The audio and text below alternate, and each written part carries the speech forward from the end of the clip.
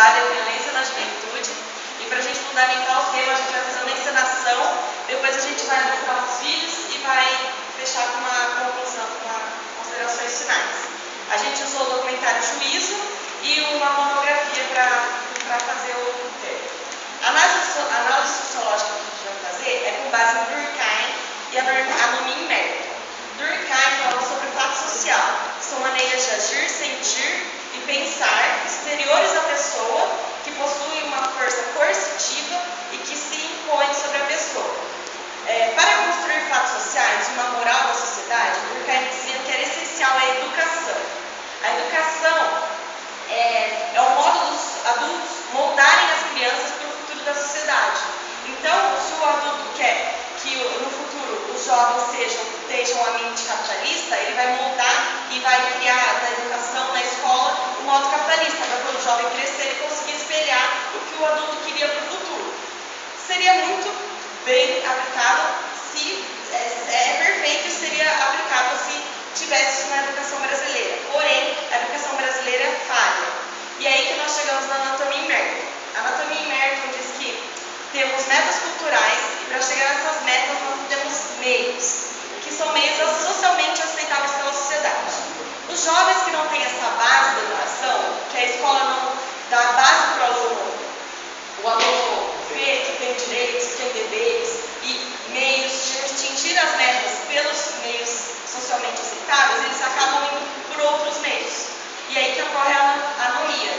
É isso que vamos ver no nosso trabalho. Vamos ver como os jovens procuram atingir essas metas e quais são as consequências para atingir essas metas. É isso. Obrigada.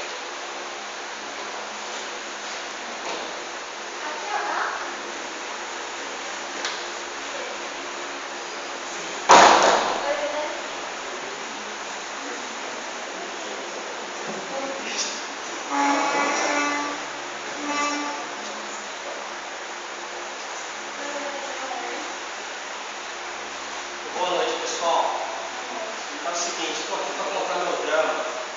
Meu nome é Carlos, mas eu sou mais conhecido como Carlinho mesmo, tá ligado? É o seguinte, comecei cedo no mundo do crime, mas hoje estou aqui por causa da minha coroa. Ela tem uma vida melhor para mim, sabe? Para mim e para os meus dois irmãos. Comecei com 12 anos fazendo aviãozinho lá na comunidade. Apanhei sempre da polícia, mas sabe como que é? Vida de pobre na comunidade não é fácil não. Ou a gente entra no crime ou a gente morre. Com 17 anos, fui preso por estar fazendo lá na comunidade, tráfico. Eu estava levando lá para o traficante a mochila cheia de cocaína, poxa. A polícia chegou no comando lá e acabou me prendendo. Fui levado direto para a delegacia. O delegado não quis nem saber de história. Quase me mandou para o Espindó. Como era pequeno, como era menor, chamou assistente social, o conselho tutelar me mandou para a instituição casa. Poxa, foi feio lá, hein? Chegando lá, já comecei apanhando dia e noite. Fiquei 6 meses. Lugar sujo, a gente comia mal, apanhava todo dia, era humilhado, esculachado, foda mesmo. A gente não podia ver pai, mãe, difícil. Não estava essa vida para ninguém não, meu. Bom, hoje estou aqui graças à minha coroa. Estou tentando melhorar. Por mais que eu entrei no mundo do crime, não usei droga não. Não quero essa vida para mim não. Mas enfim, estamos aí, firme e forte. Apesar de tudo, o meu defensor público falou que a justiça está muito lenta, a juíza lá não está querendo verificar meu caso. Estou aqui ainda, mas estou tentando melhorar. É isso aí, pessoal.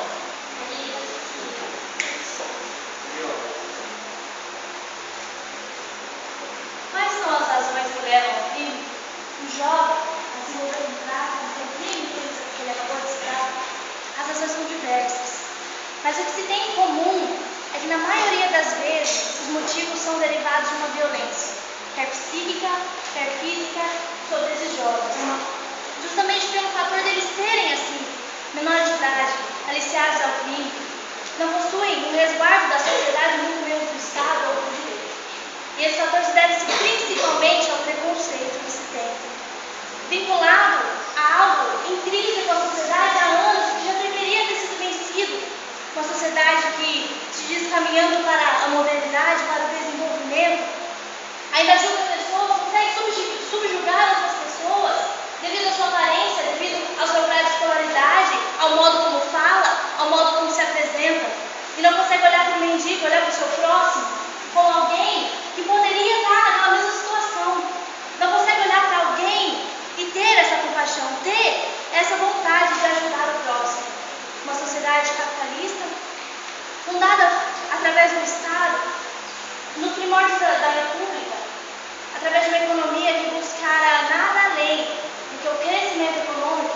base no sofrimento de tantas pessoas, porque nunca buscou uma evolução social completa, mas sim buscou elevar a economia com base no sofrimento de tantas pessoas. E é devido a esse fator histórico que muitas pessoas se intitulam mais fortes do que outras e acabam passando por jovens como estes que são, na verdade, o futuro da nação. E o direito, quanto a isso? O direito temos. Através do ECA desenvolvido, a primeira proposta para o ECA foi através do senador Lopes Trovão em 1896. Mas demorou quase um século, em 1990, para que o projeto do Estatuto da Criança e do Adolescente fosse finalmente aprovado. Levou quase um século para que essas crianças fossem valorizadas e deixassem de ser chamados de menores, infratores, para serem denominadas crianças e adolescentes a partir dos 12 anos de idade. Levou quase um século para que o país, que busca o desenvolvimento, conseguisse olhar para eles como que eles realmente são, o futuro da nação. Mas mesmo assim, como o jovem acabou de citar, ainda há no direito o preconceito. Então, independente de um ser humano estar atuando na área do direito, de ser um político ou de ser um cidadão qualquer, se há um preconceito enraizado na sociedade, sempre olharemos para os outros como se fossem diferentes de nós. Quando na verdade nós devemos saber que apesar das diferenças somos todos iguais.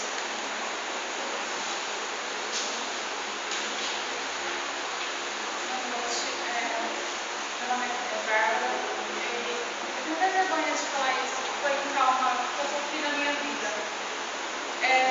Eu sou lésbica e minha mãe nunca aceitou isso. Até eu não sabia disso até eu enfrentar uma situação na minha vida. Eu namorava com um rapaz da mesma idade que eu, até um dia que ele tentou ir mais além no namoro e eu senti nojo de mim. Eu só fui violentada pelo meu próprio namorado e eu vi que eu não queria aquilo pra mim. E eu percebi uma amiga muito próxima de mim que eu acabava gostando mais dela do que da figura masculina do meu namorado. Foi difícil eu contar para os meus pais, até porque minha mãe sempre foi muito religiosa, ela obrigava a gente a fazer orações pela manhã, antes das refeições, antes de dormir. Era uma coisa que era forçada, não era uma coisa que a gente fazia por gosto, mas tudo bem. E como eu senti que eu precisava desabafar com alguém, eu fiz isso com o meu irmão. Ele ficou horrorizado com a situação, até porque nós fomos criados dentro dos primórdios da igreja. Então ele foi contar para minha mãe. E contou para minha mãe, e espalhou a notícia. Eu sofri muito preconceito dentro da escola, eu tive que mudar de escola. E fazem 4 anos que eu não converso com a minha mãe. Bom, acabamos de ver a história da Camila, uma homossexual que teve preconceito da família e da escola. Eu vou falar sobre o papel da escola e da família sobre a violência da juventude. A sociedade civil, né, as instituições públicas, que são as escolas, elas atualmente são fragmentadas, são insuficientes para servir como base para o jovem. A escola, ultimamente, só tem o papel de colocar a matéria na lousa, ensinar os seus alunos a matéria e pronto. Não tem uma dinâmica entre alunos e professores, uma dinâmica entre alunos, o que seria necessário. Hoje os jovens não sabem seus direitos e seus deveres. Os jovens não sabem o que é respeitar o próximo, o que é ser respeitado. Como exigir desses jovens que não sabem o que é respeito, que não sabem seus direitos, não sei como pronuncia, mas é assim que fala, que ele tem esse papel de interagir entre os alunos, a escola e a família. Porque a base para criar um jovem no futuro, a base para criar um jovem com dignidade, com respeito, é a família e a escola. A família dá diretrizes, mas a escola também dá.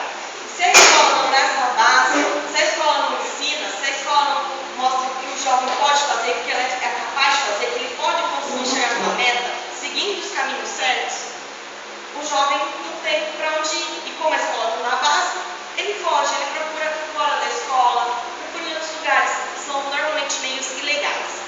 O que a escola tem que fazer atualmente é isso, interagir com os alunos, interagir com a família, porque se não fizer isso, se a escola não fazer esse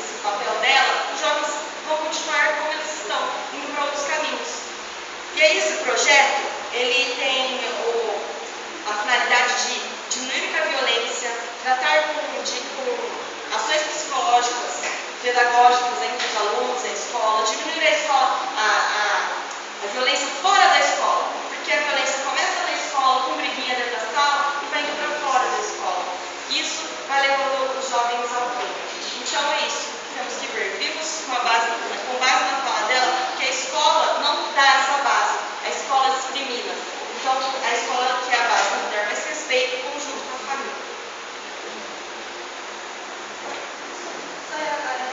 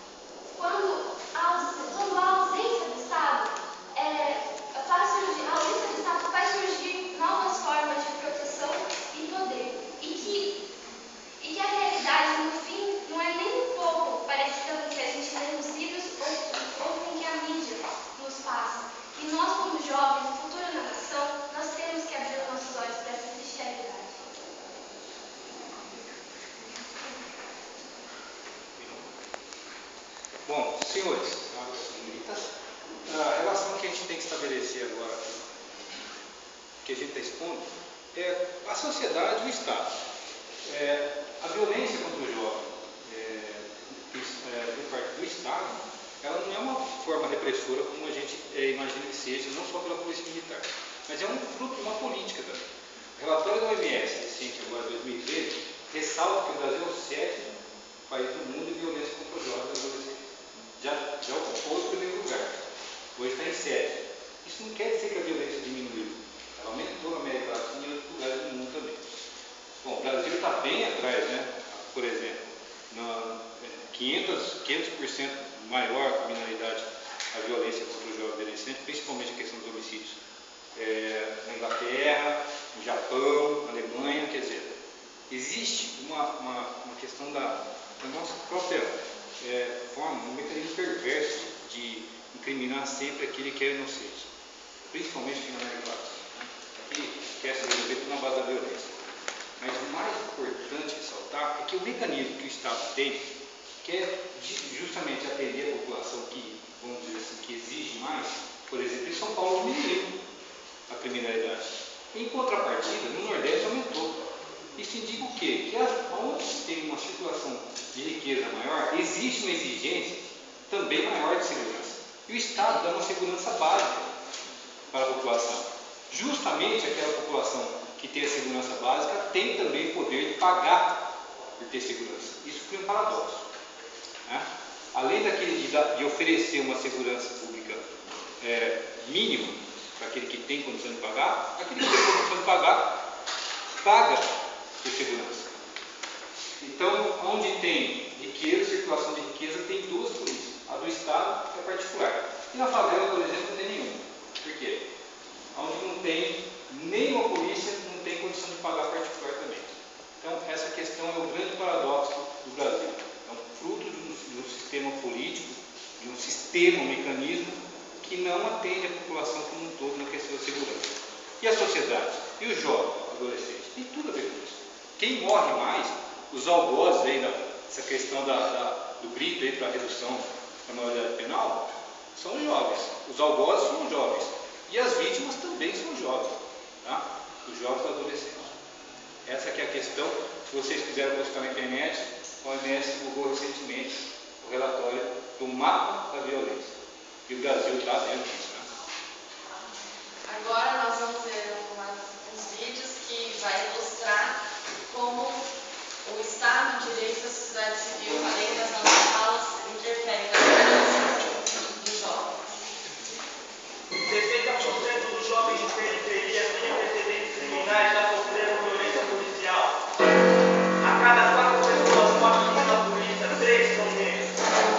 Nas universidades brasileiras, apenas 2% dos alunos são negros. A cada 4 horas, um jovem negro morre violentamente em São Paulo. Quem fala é Primo Preto, mais um sobrevivente. Jovens sofrem e também a violência que os jovens cometem.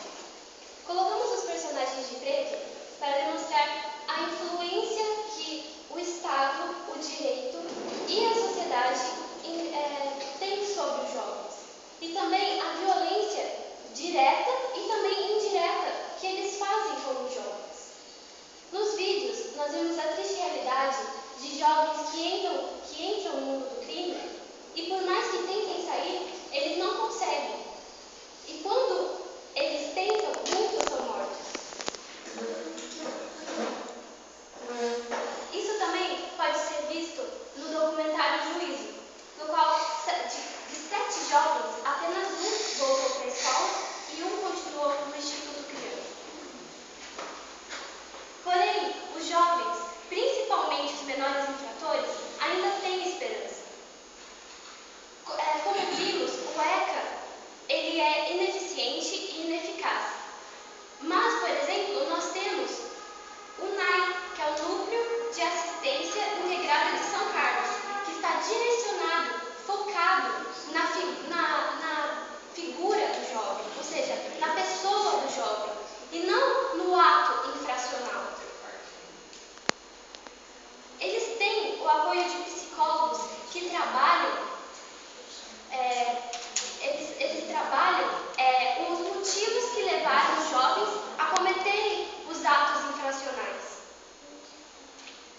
E também os jovens são estimulados a atividades socioeducativas que levam eles a esporte, lazer, saúde, cultura. Então, eles têm capacidade para até 8 jovens, mas atualmente apenas 2 jovens, vamos supor, são atendidos por essa instituição. E eles trabalham com o princípio de que o que irá mudar os jovens é a forma como eles serão tratados. Se o jovem for tratado como um infrator, se ele for humilhado, se ele apanhar, ele não vai sair apto para o convívio social, ele não vai sair humanizado para o convívio social. Então, eles procuram tratar os jovens com dignidade que todos merecem. Porque eles tentam mostrar como pescar e não dar o peixe. Porque assim, mostrando como eles podem se virar no mundo lá fora, com essa expressão, como eles podem se virar quando eles saírem dessa instituição, aí sim eles estarão aptos para sair para o convívio social, eles estarão preparados para sair para o convívio social.